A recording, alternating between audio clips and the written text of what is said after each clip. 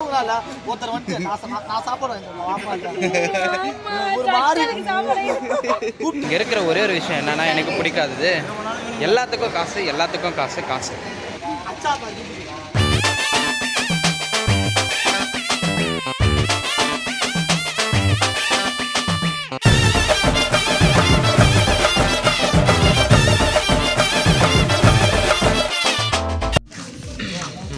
ஃபைனலாக காலாஸ்ட்ரி வந்து ரீச் பண்ணிட்டோம். அண்டு இங்கே வந்து ரொம்ப ராகுகேதுக்கு தான் வந்து இந்த ராகுகேது பூஜை பண்ணுறது ரொம்ப ஸ்பெஷல்னு சொல்கிறாங்க இந்த கோவிலில். ஏன்னா காலாஸ்ட்ரிக்கு வந்தால் கல்யாணம் ஆகாதவங்க கூட ஆகிடுவாங்களாம். ஸோ அந்தளவுக்கு வந்து இது ஒரு ஃபேமஸ்ஸு. நிறையா வந்துட்டு ரிசர்ச் பண்ணியிருக்கிறாரு. இவர் தான் வந்துட்டு ட்ரிப் பிளான் பண்ணியிருக்கிறாரு. எங்களை வந்துட்டு கைட் பண்ணுறதுக்காக கூப்பிட்டு வந்திருக்கிறாங்க. சரிங்களா, சூப்பராக ப்ளாக் பண்ணுவார். எல்லாருமே ஃபாலோ பண்ணுங்கள், டேக் பண்ணுங்கள், சப்ஸ்கிரைப் பண்ணுங்கள்.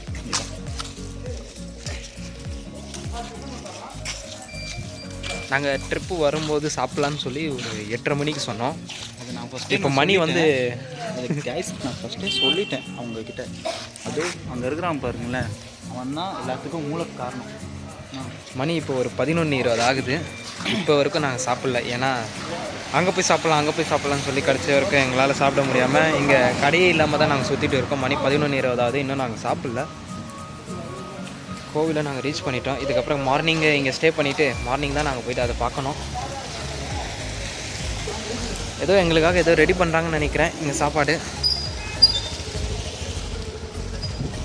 பார்க்கலாம்.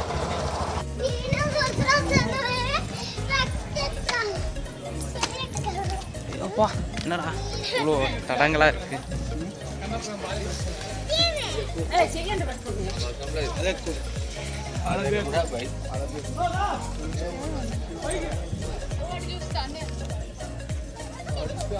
சாமியை பார்த்துட்டு கடைசியில் மேலே போயிட்டு இருக்கோம். சாமியை பார்க்கலான்னு போயிட்டு இருக்கோம். மேலே இருக்குது சாமியை.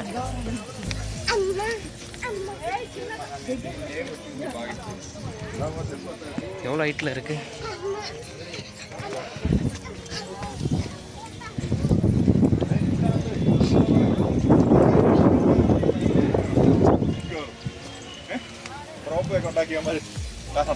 தமிழ்நாடு ഇതിനേക്കാളും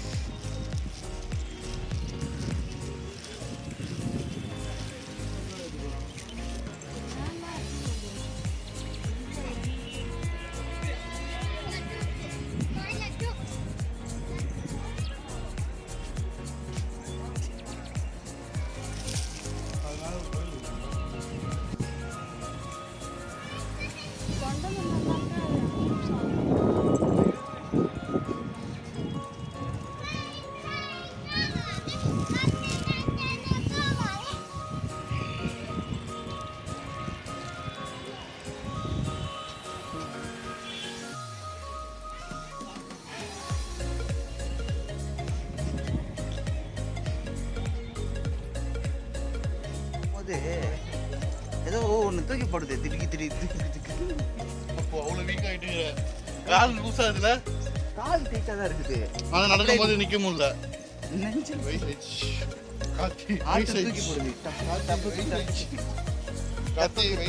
சீக்கிரமா கல்யாணம் பண்ணிக்கோ. அதுக்கு தானே காலாஸ்ட்ரி வந்திருக்கான். வெட்டி வச்சுன்னு வச்சுக்கோங்க, அப்படியே உருண்டுட்டு போக சீக்கிரமா. எனக்கு தெரிஞ்சு அவன் தம்பிக்கு தான் ஃபர்ஸ்ட் ஆகும்.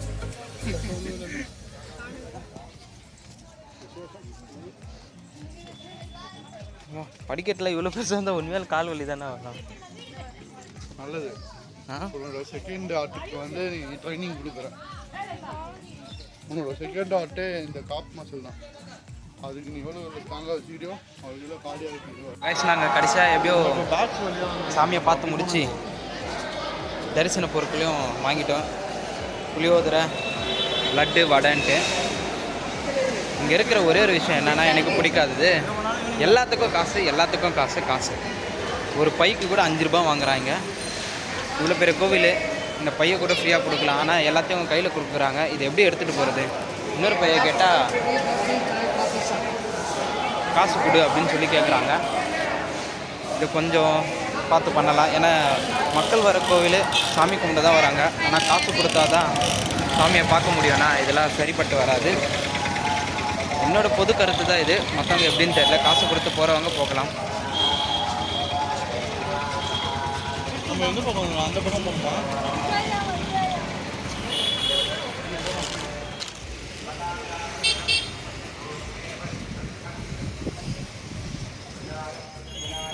பண்ணா என்ன சொல்றேன், டேரக்டா வர முடியாது, அப்படியே போகணும் சொல்லுமா சொல்லுங்க. அவங்க சொல்றது சொல்லிமா இருப்பாங்க. நான் வந்து கிட்டேனே வர முடியாதா, கையில ஒரு இது இருக்குன்னா அது எப்படி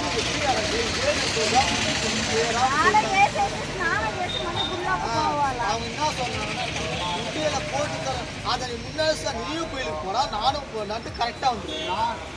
போறா அச்சா சொல்லிட்டு போறான்னு ஒரு தூக்கி அடிக்கிறான்.